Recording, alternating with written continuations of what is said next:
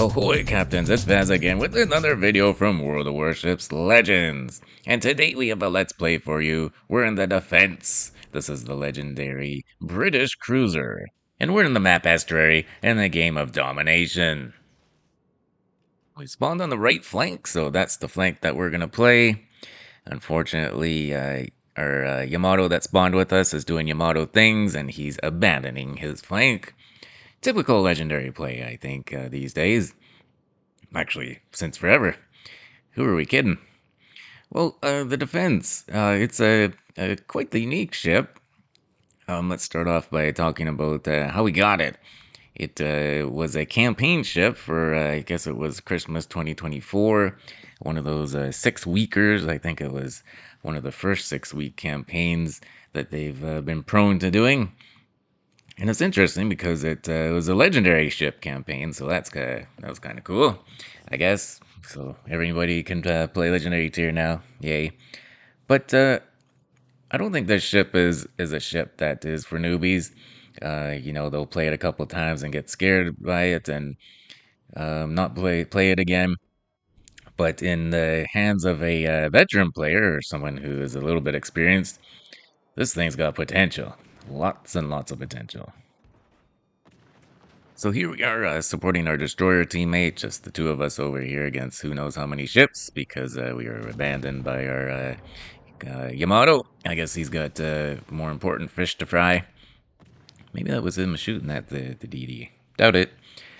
But we're here to support our DD teammate, and we get a couple of good hits on the enemy Vampire, another campaign ship. So this must have been during that campaign, this video.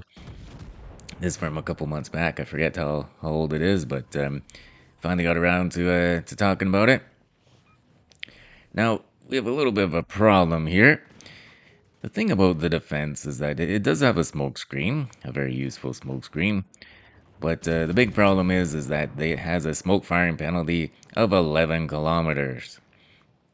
So we pushed in a little bit too far. We did want to get rid of that DD, and finally we did get rid of him with help from our destroyer teammate. Very nicely done. But the enemy Stalingrad was pushing a little bit there, and so he was within our smoke firing penalty.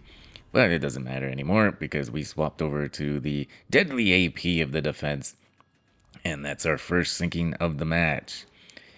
Now, there's so much to talk about with regards to this ship. So let's talk about, again, we already covered the smokes and how useful it can be. The smokes are pretty quick cycling, so that's something you got to get used to. Again, definitely not for newbies. But again, here we are within our 11-kilometer smoke firing penalty. It's rough. It's hard to get used to. You do got to be on your heels a little bit. You know, with this Colombo now pushing in, geez, they're all just pushing in, aren't they? We got to, get out of his secondary range. We got to get away from his billion guns that he has, because he is going to mess us up. Hopefully we can take some cover behind this island here. Our bow is not for bow tanking. Basically, we just want to stay skinny and hope that his dispersion just misses us completely. Because we got a 25 millimeter bow, and pretty much everything at Legendary tier can overmatch the ever-living crap out of us.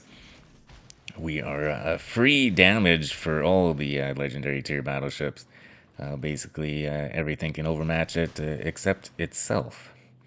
The Defense cannot overmatch itself just by a smidge. So that's a good segue into its guns. It's got 14-inch guns, 356 millimeters. That is the second highest in the game, I do believe. Only the Siegfried down at tier 7 has larger guns for a classified cruiser in this game. So that's something to keep in mind.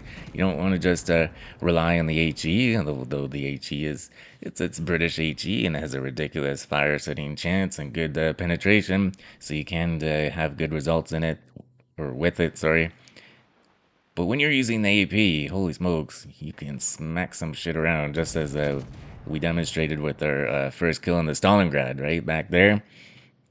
So keeping in mind you're going to want to be switching back and forth depending on the situation.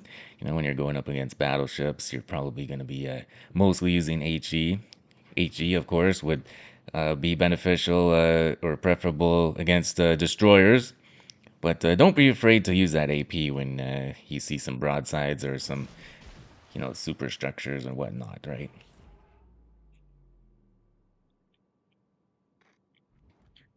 So we're coming out of our smoke here because we need to get rid of this bloody Colombo. And they got three of the four caps, and you're gonna see at the end of the match. That's huge. That's absolutely huge. I don't want to spoil anything, so I won't. But cap control, that's big. Now we did launch our torpedoes, and that's another thing to talk about. The defense does have torpedoes. It has four torps on each side, two racks, and they do some pretty damn good damage. If you can get them off, over 21,000 in damage per torp, so you can nuke some stuff with them. They go 10 kilometers. I don't know if I said that already, but they go 10 kilometers, so they have a decent amount of range with them too. Would be nice if we had a little bit more help from our gearing, but there's only so much a destroyer can do against a battleship. He's playing the Colombo correctly. He's not sitting at the back of the map, which I find a lot of players do. He's going in and he's getting caps and he's getting W's for his team. You know, he he can tank a lot of damage, that Colombo, and especially when it's against us in the defense and just a crappy little gearing. And of course, without a Yamato to back us up over wherever the hell he ended up going, he probably just died. You know, um, he doesn't have too much to be worried about. But we need to be aggressive. We can't hide and shit. So we gotta go and we gotta deal with this guy. There's no point in popping our smoke now. We're within the smoke firing penalty.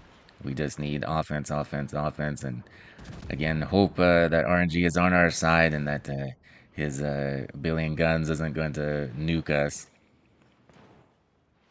Secondaries are doing a good fair amount of damage. Love those SAP secondaries on the Colombo and all the Italian battleships. But yeah, still, we have some trouble in this match. We did get a torp hit though. That's a big one, and he is flooding. Nice little 1-2 combo there with the HE, trying to get enemies to use their damage con and then get the torps going. And now he's got a permaflood, and that's pretty much going to be the end of him.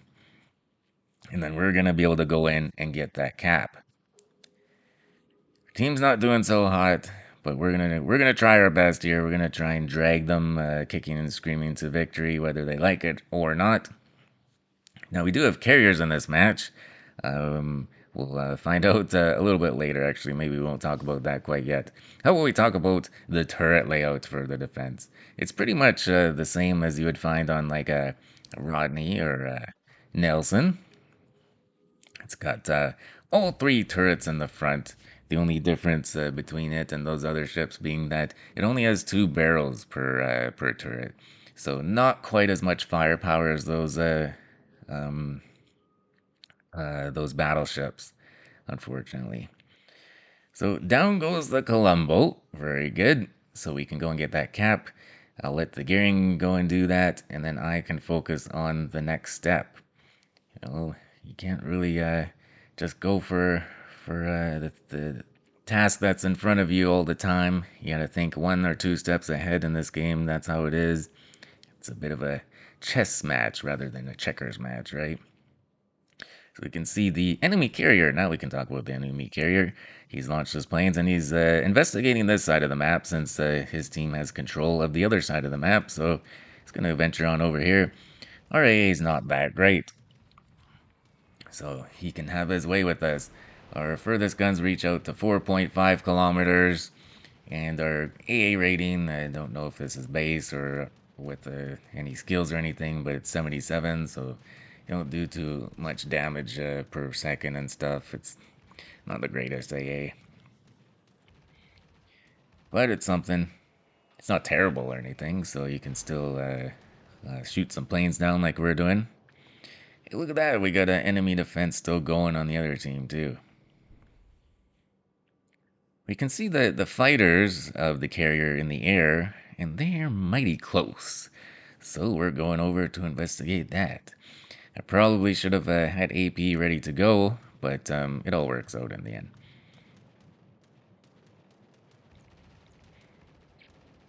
The ship is very unique. The way that it has all the turrets in the front. It's got the quick reloading smokes. It's got the large caliber guns, the terrible armor. So it's different. It takes a while to get used to playing it. That's for sure. Okay, I did switch to AP. Look at that. Good for me. Surprisingly, this match is close. They've lost a couple of ships, and we've now gained the alpha cap. So we're even in caps. We're ahead in ships, but they're ahead in points because they basically had the first half of the match under control, and that's going to be huge. Oh, look at this. We got an enemy carrier, the Midway. Let's launch some torps. Hey, they can single fire too, so we can get some perfect accuracy there. And bingo, bango, bongo.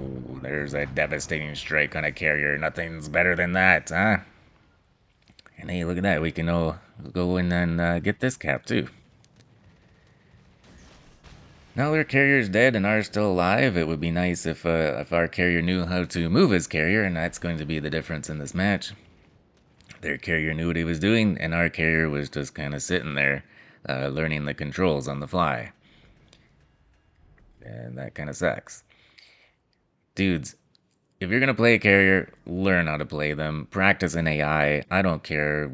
Arcade mode doesn't have carriers, so you can't do that. But just pick a mode that's not standard and learn how to move your bloody ship. Like, come on, man. Anyways, we're gonna get this cap. We're up over 182,000 in damage. We already got the high caliber medal. That carrier definitely donated some hit points to us. Now, basically, we gotta kill everybody on this enemy team. I think that's the only way we're gonna win. For whatever reason, the gearing is way behind us here. This ship is not fast, but I'm gonna shit on the gearing. Fuck it. I don't care what anyone thinks. The gearing sucks, man. Why are people using it? It's slow. The shells are floaty. The torps are terrible. They go far, like whoop-de-ding, but the spread on them is brutal. They barely do any damage. The reload on them is awful. Man, the gearing sucks. Anyways, so enough about that. Here we are, defense versus defense. We had AP ready to go. Our stupid carrier just sat there, and now he's dead. Great. But we smacked the enemy defense. We had a nice salvo with AP. We're trying to maneuver and get our torps off on both sides, but we didn't need it. We just used our AP and let them have it. That was our third kill of the match. And now we got the enemy. It's a Sumner, a Tier 8, not British, American destroyer. Quite a bit better than the gearing, in my opinion, but not by much. Anyways, we weren't sure what to do here, unfortunately. We're losing by a couple of points, but, we're on fire. We're about to die. He was shooting at us from the left side of that island over there in his smoke, and we knew his smoke was going to run out, so if we pushed him, hopefully our gearing teammate would be able to help us out and finish him off. But no way. We died to the Summoner because he came out the other side. We weren't expecting him to charge at us like that. That was crazy. Down we went. He took advantage of our crappy armor and he got some perfect penetrations there. Just shredded us with his HE. No problems. Now it's up to our friendly gearing, and dude, this guy, when you're losing on points and that guy's about to die, you gotta go towards him, man. Where are you going? Stop turning away. Now finally he sees the clock. Now he's going towards him a little bit, but it's too late. Look at what I'm talking about. It's like these USN floaty shells. They can't hit each other. This knife fight or this destroyer fight, this one-on-one, it would have gone on for another 5 minutes because these shells can't hit anything from distance. You got to be like 4 kilometers from your target to actually hit anything. And that's just my opinion. I know a lot of people love their U.S. End destroyers, and that's all fine and dandy, but I don't find them to be very useful. And there you go. The time runs out because they can't kill each other because of their stupid floaty shells. Good God. Anyways, and unfortunately, we lost that match. You know, I have no problems showing you guys a loss. Unfortunately, we couldn't pick it up in the end, and I made a bit of a mistake. I don't know if it would have mattered or not. Not thinking that the summoner was going to charge at me, but hey, a lot of mistakes, I think, were made in that match by our team. What can you do? Well, we ended up with over 225,000 in damage, 3 kills, a whole crap load of ribbons, the Confederate medal, a high caliber medal, and a nice little death strike on the carrier. That was definitely worth the watch just to see that, right? There's so much going on in this match. I forgot to put the commander up on the screen. So after the team screen, we'll take a look at him quickly. And we finish with 2,900 base XP in a loss, 2,950. 2953 to be exact. And that actually would have been a new personal record if we would have won. That would have been over 4,400 in a win. But credit to the enemy summoner. He got himself a Kraken, 3,900 base. He definitely carried his team to victory there. Good job. And our friendly Yamato was garbage. All right, let's get our commander up on the screen quickly before the video ends. We're using Bruce Fraser, inspired by Mimbelli and Makawa. And we're using Beyond Range, Igniter, Light Fortress, because holy smokes, this armor is bad. And I find that the large caliber guns of the AP don't need to punch through. And then we're using Fixated and for the legendary skill, fully packed. Well guys, I hope you did enjoy that video. If you could, hit that thumbs up button for me. Hit the subscribe button to see more of my videos. Feel free to leave a comment down below. And as always, take care of yourselves and do what makes you happy.